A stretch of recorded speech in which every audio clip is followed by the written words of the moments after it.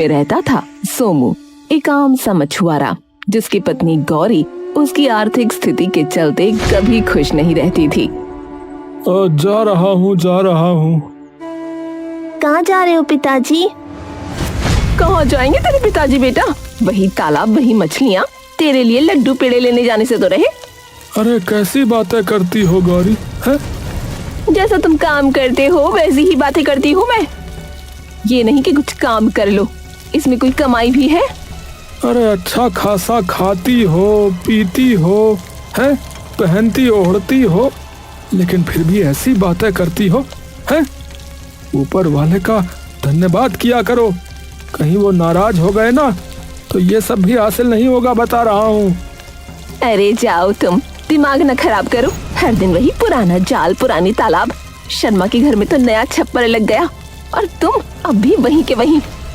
अरे गौरी देखो, जितना भाग्य में लिखा है ना उतना ही मिलेगा बस। भाग्य भाग्य भाग्य, अगर सब कुछ भाग्य है तो मेहनत किस लिए करते हैं लोग? तू तो बस किस्मत का रोना रोता रहे। सोमू कुछ नहीं बोला। गौरी के ये ताने रोज के थे। सोमू ने अपना जाल उठाया और वो बाहर निकल गया।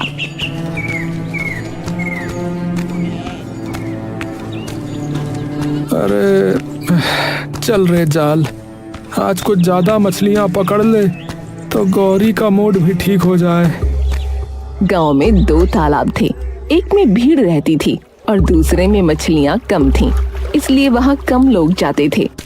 पर सोमू को वही पसंद था क्योंकि वहां शांति थी। उस दिन भी सोमू उसी वीरान तालाब पर पहुंचा।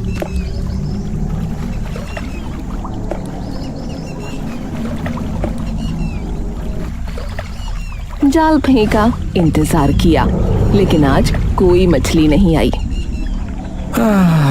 अरे भैया, आज तो एक भी मछली नहीं फंसी, ऐसा कैसे हो सकता है? उसने फिर कोशिश की, फिर दूसरी बार,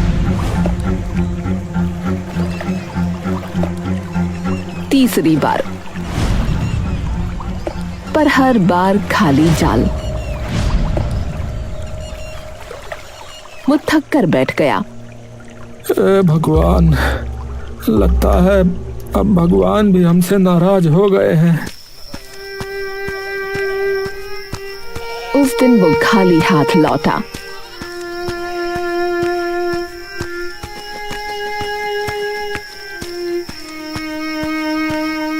और गौरी के ताने सुनकर सो गया।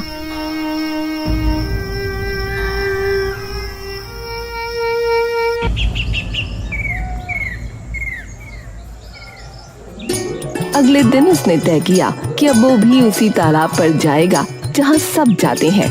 उसने उम्मीद के साथ जाल कंधे पर डाला और भीड़ वाले तालाब की तरफ निकल पड़ा।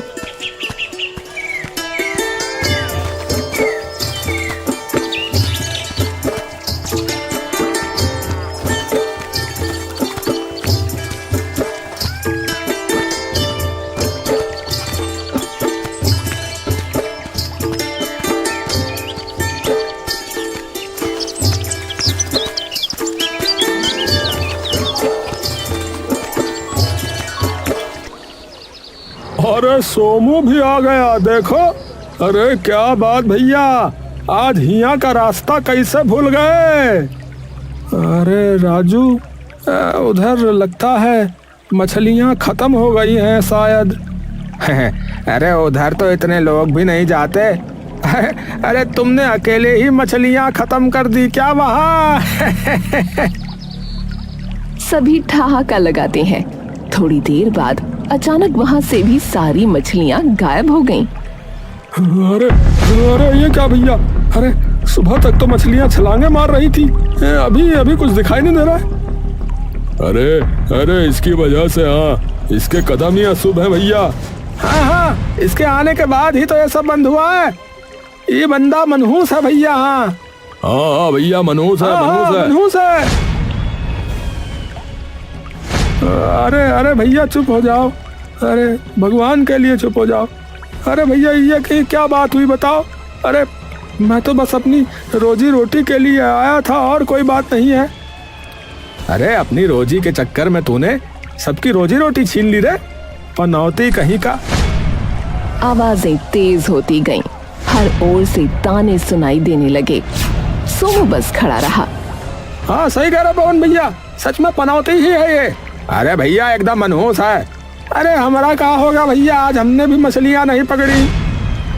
अरे इस पनौती से पूछो।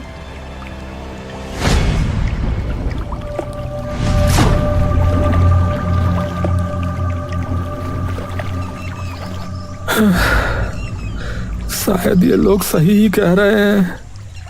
लगता है मैं सच में पनौती ही हूँ। जहाँ जाता हूँ वहाँ ऐसा ही बेड़ा गर्क हो जाता है। शाम हो गई। किसी को कुछ हासिल ना हुआ। सोमू भी बेचारा खाली हाथ लौटा और गौरी शुरू हो गई। फिर कुछ नहीं मिला। हर दिन वही खाली डोल लेकर लौट आता है तू। अब बस, मैं अब और नहीं रह सकती इस संघाली में। अरे गौरी, अरे जरा सब्र रख, कल से सब ठीक कर दूंगा। कल? तेरे कल ने तो हमारी जिंदगी ही खा ली। मेरा बच्चा भूखा सोता है हर रात और तू बस किस्मत के भरोसे बैठा रहता है। गौरी के शब्द जैसे तीर बनकर सोमू के दिल में उतर रहे थे। उसने हाथ जोड़ लिए। अरे अरे रुक जा गौरी, हाथ जोड़ता हूँ, रुक जा। अरे एक मौका और दे दे।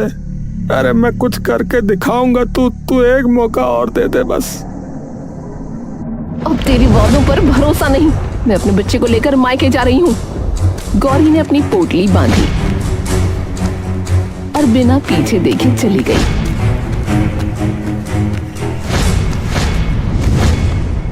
सोमू वहीं खड़ा रह गया, खाली झोपड़ी में, खाली दिल के साथ। उसकी आंखों से पानी टपकने लगा। अगर यही किस्मत है तो इसे मैं नहीं मानता अभा। हाँ, मैं नहीं मानता।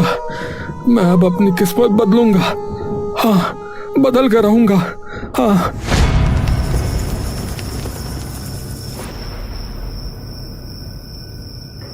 उस रात न उसने खाया न वो सोया। सुबह उठकर फिर तालाब पहुंचा।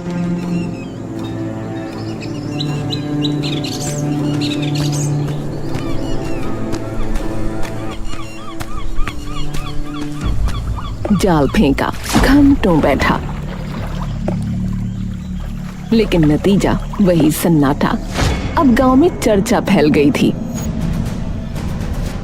अरे भैया, सुना है सोमू गया रहा आज फिर से तालाब पर है, सच है का? अले थोलो भैया, अले उतने कदम ना पलते ना, वहाँ तो भी तो बोता है। अरे सच में वो मनहूस है भैया। हाँ, उसके कारण देखो पूरे गांव का धंधा चौपट हो गया। बताओ। वो लोग सोमू को गांव से निकालने की सोचने लगे, जिसके लिए वो सीधा राजा शंकर देव के दरबार में उसे लेकर पहुंच गए।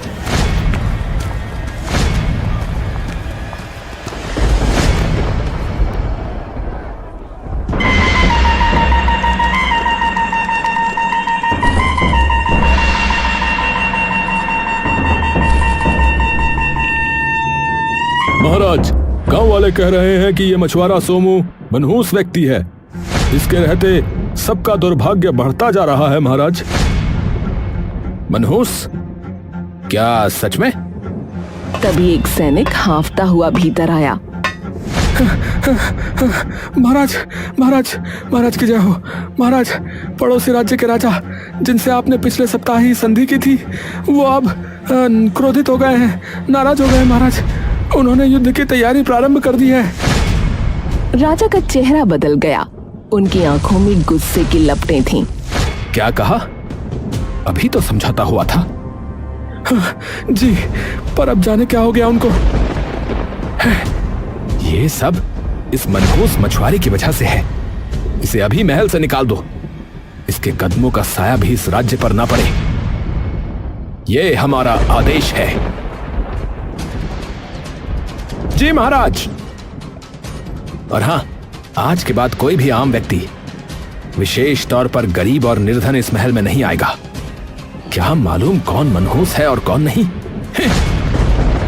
सोमू को सैनिकों ने पकड़ा और दरवाजे के बाहर फेंक दिया।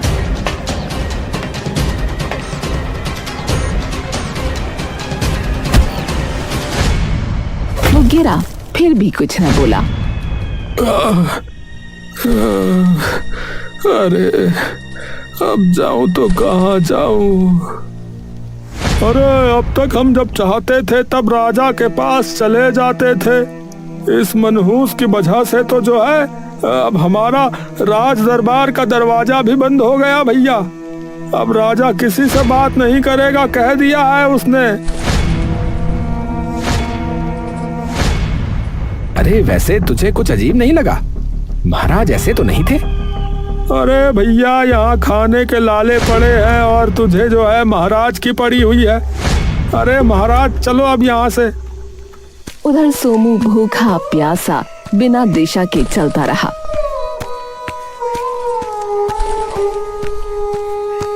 गांव के बाहर जब पहुंचा तो देखा बरगद के नीचे एक बूढ़ा साधु बैठा है। क्या हुआ पुत्र, तुम उदास क्यों हो? प्रणाम बाबा। क्या बताऊं बाबा जी, सब मुझसे नाराज ही हैं। पत्नी छोड़ गई, गांव वाले ताने देते हैं। राजा ने भी मुझे अब निकाल दिया है। लगता है मैं मनहूस व्यक्ति हूँ। भाग्य से भागा नहीं जाता पुत्र, पर कभी कभी भाग्य वही मिलता है जहां कोई जाने का साहस नहीं करता। क्या क्या बोल रहे हैं बाबा जी, थोड़ा समझा के बताइए। देखो पुत्र, गांव के बाहर जो पुराना तालाब है ना, जहां कोई भी नहीं जाता, वहीं आज तुम्हारा भाग्य तुम्हारी प्रतीक्षा कर रहा है। पर बाबा जी वहां तो मछलियां होती ही नहीं है। कभी कभी खाली तालाब में ही खजाने छुपे होते हैं पुत्र। आजमा लो, कर्म तुम्हारा, फल उसका। सोमू ने सर झुका लिया। वो चल पड़ा उसी पुराने तालाब की ओर। तालाब शांत था, हवा ठंडी और शाम ढल रही थी। सोमू ने अपना पुराना फटा हुआ जाल उठाया और पानी में फेंका। अरे भैया चलो देख ही लेते हैं, वैसे भी अब खोने को बचा ही क्या है। थोड़ी देर बाद जब उसने जाल खींचा तो कुछ छोटी मछलियां मिलीं। उसके चेहरे पर कई दिनों के बाद मुस्कान आई। अरे वाह, अरे शायद बाबा जी बिल्कुल सत्य कह रहे थे। दिल में थोड़ी उम्मीद जगी। उसने दोबारा जाल फेंका। इस बार जब जाल खींचा तो पानी से एक चमकदार रोशनी निकली। सोमू चौंधिया गया। जाल में एक सुनहरी मछली फंसी थी। वो ऐसे चमक रही थी मानो सूरज की किरणों को निगल लिया हो। अरे भगवान, अरे ये कैसी मछली है? अरे अरे ये तो इतनी सुंदर और इतनी चमकदार है कि क्या ही बताऊं। वो झुककर मछली को हाथों में उठा लेता है। मछली की आंखें गहरी नीली थीं और पंख सोने जैसे। अरे अरे वाह, अरे अरे आज तो किस्मत जाग गई। हाँ, सही कहा था बाबा ने। हाँ, पर तभी वो मछली बोल उठी, इतनी जल्दी मुझे अपनी किस्मत मत कहो सोमू। सोमू के हाथ कांप गए। उसने चारों तरफ देखा।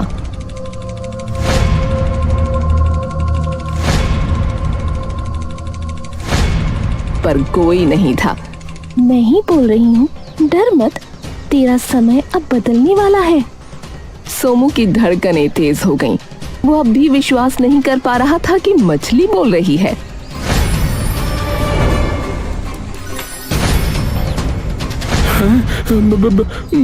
बोलने वाली मछली? अरे ये कैसे संभव है? मुझे मारना मत, मेरी मदद करो, तुम्हारा भाग्य सुधर जाएगा। अरे अरे तुम पहले ये बताओ कि तुम बोल कैसे रही हो? ये कौन सा चमत्कार है? मैंने आज तक तो ऐसा कभी नहीं देखा। और तुमको मुझसे भला कौन सी मदद चाहिए? तुम बस मेरी बात मानो, आगे सब ठीक होगा। लेकिन कुछ नहीं सोमू, मुझे वापस तालाब में छोड़ दो और जंगल में जाओ। वहाँ एक कुटिया है, उसके बाहर एक मूर्ति खड़ी है, हाथ में तलवार लिए। उस मूर्ति की तलवार को इस तालाब के पानी में धोकर वापस उसी मूर्ति को छूना, बस सब ठीक हो जाएगा। लेकिन ऐसा क्यों? ये सब किस लिए? समय आने पर सब जान जाओगे। अब जाओ ना, देर मत करो। सोमू के मन में तूफान था, शक भी, उम्मीद भी। पर जब उसने मछली की नीली आंखों में देखा तो उसमें एक सच्चाई की चमक थी। ठीक है, जैसा जैसा तुम कहती हो मैं वैसा ही करूंगा।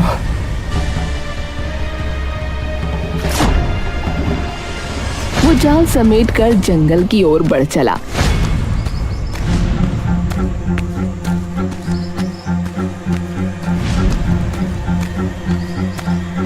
पेड़ों की परछाइयां जमीन पर रेंग रही थीं।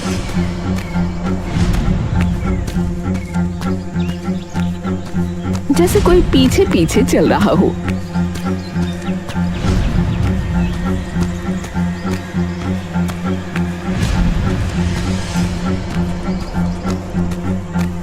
काफी देर भटकने के बाद उसने देखा सामने एक टूटी फूटी कुटिया थी।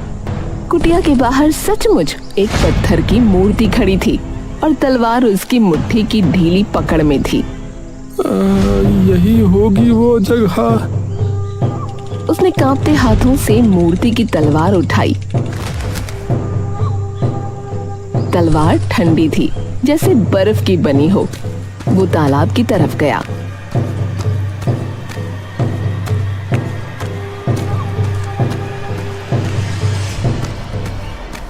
तलवार को पानी में डुबोया। जैसे ही पानी ने तलवार को छुआ, हल्की नीली रोशनी फैल गई।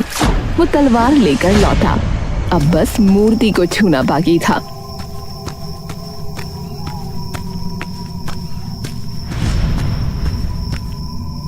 जय बजरंग बली, अब जो होगा देखा जाएगा। वो तलवार लेकर मूर्ति की ओर बढ़ा ही था कि तभी कुटिया के भीतर से एक गहरी आवाज गूंजी। कौन है? अंदर आओ, मेरी सहायता करो। सोमू ठिठक गया। उसका दिल जोरों से धड़क रहा था, पर उसने साहस जुटाया और दरवाजा धकेलकर भीतर चला गया।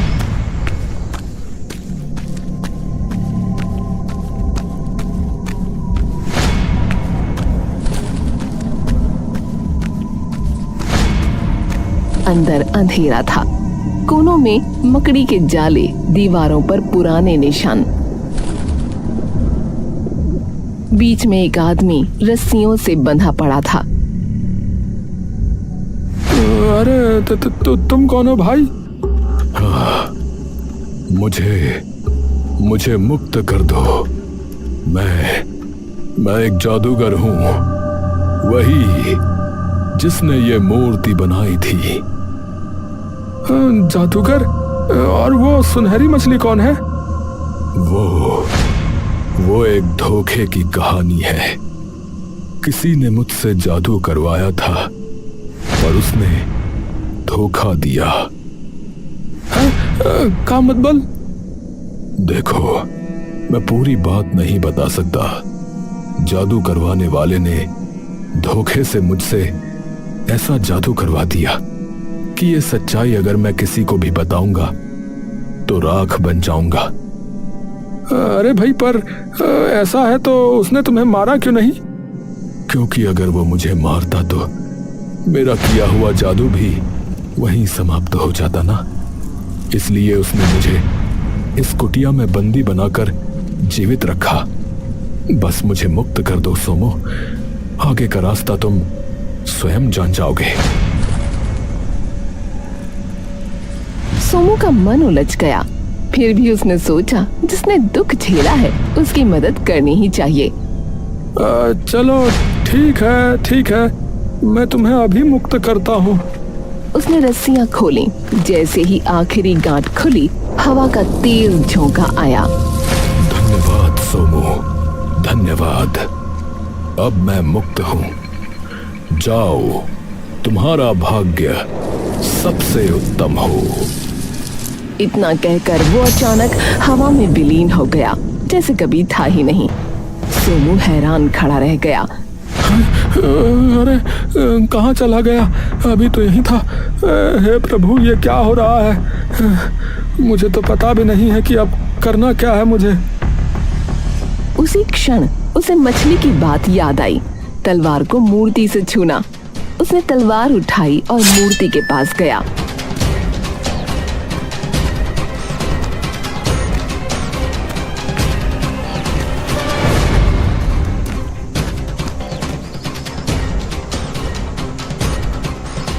अरे हाँ, अब जो भी सच्चाई है सामने आ ही जाए, उसको छू देता हूँ।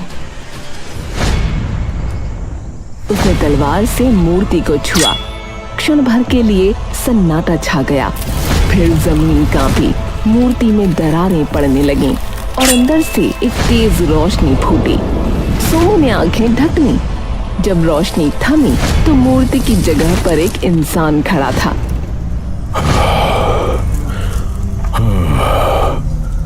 अरे आखिर किसने मुझे इस शाप से मुक्त किया?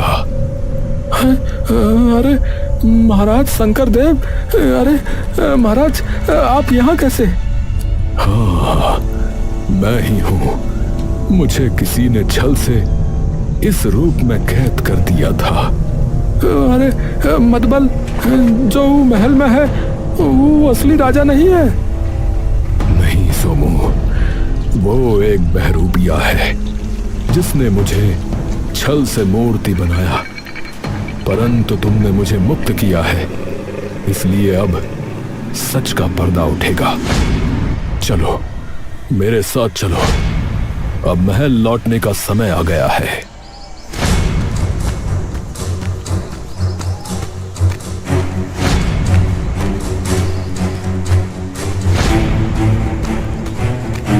अचानक राजा ने कदम रोक दिए। पर सोमू, एक बात बताओ, तुम्हें आखिरकार कैसे पता चला कि मुझे बचाना है? महाराज ये सब तो उस सुनहरी मछली की वजह से हुआ। उसने ही मुझे राह दिखाई थी। उसने कहा था कि मैं आपकी मुक्ति की कुंजी हूँ। ये सुनते ही राजा का चेहरा बदल गया। मछली कहाँ है वो? सोमू ने बताया और दोनों बिना एक क्षण गंवाए तालाब की ओर दौड़ पड़े।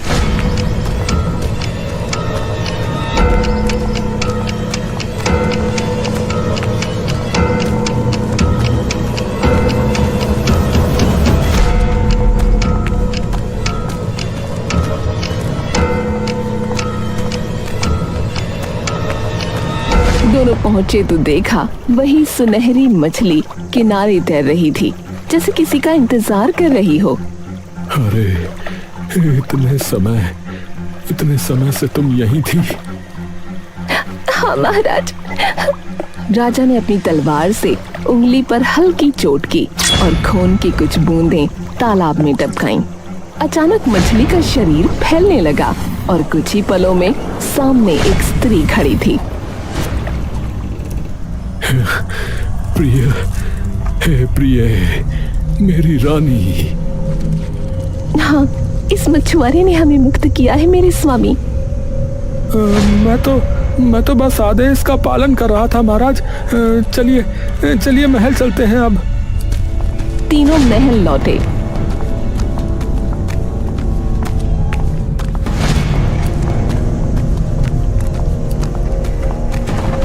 जैसे ही वो अंदर पहुंचे, सबके कदम रुक गए।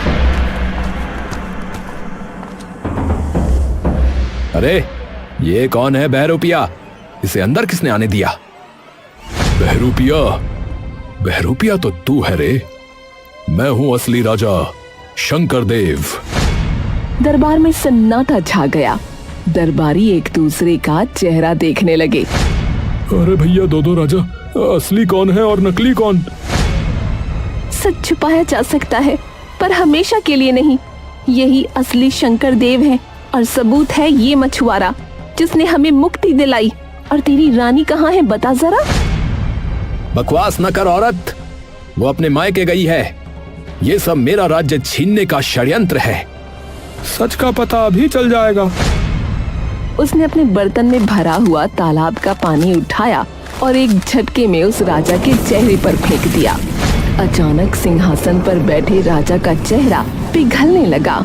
वो चिल्लाया, पर उसका रूप बदल गया और नीचे से निकला एक नया चेहरा।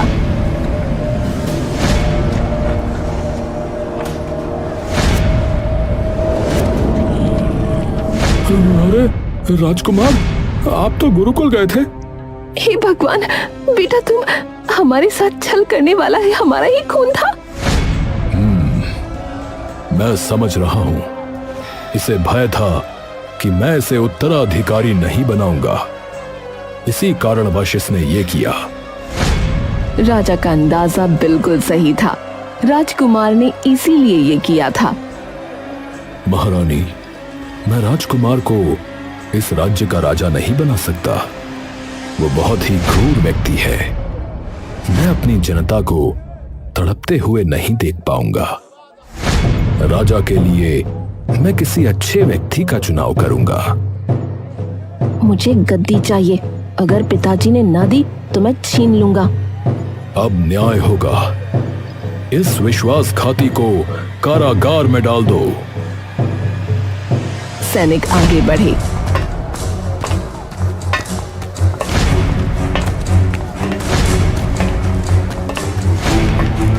राजकुमार को घसीटते हुए ले गए।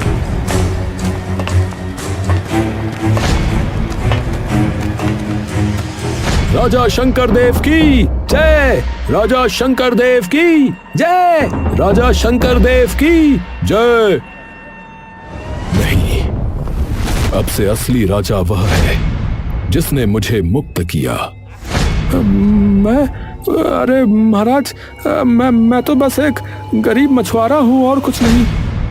तुम्हारी सच्चाई और साहस ने वो कर दिखाया जो सेनाएं नहीं कर सकी। तुम्हारे भाग्य ने तुम्हें यहां तक पहुंचाया है सोमू। अब इसे अस्वीकार मत करना।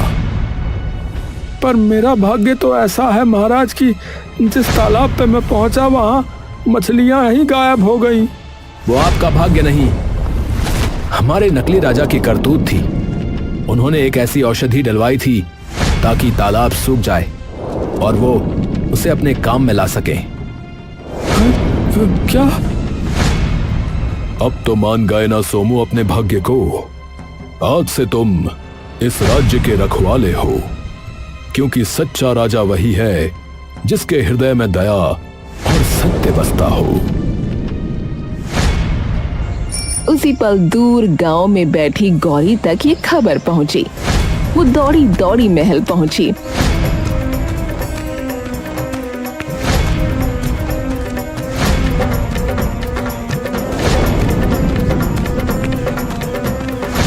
सोमू, मुझे माफ कर दो। मैंने तेरे भाग्य पर शक किया। भाग्य से भागा नहीं जाता गौरी, बस उसे पहचानने की देरी होती है। गांव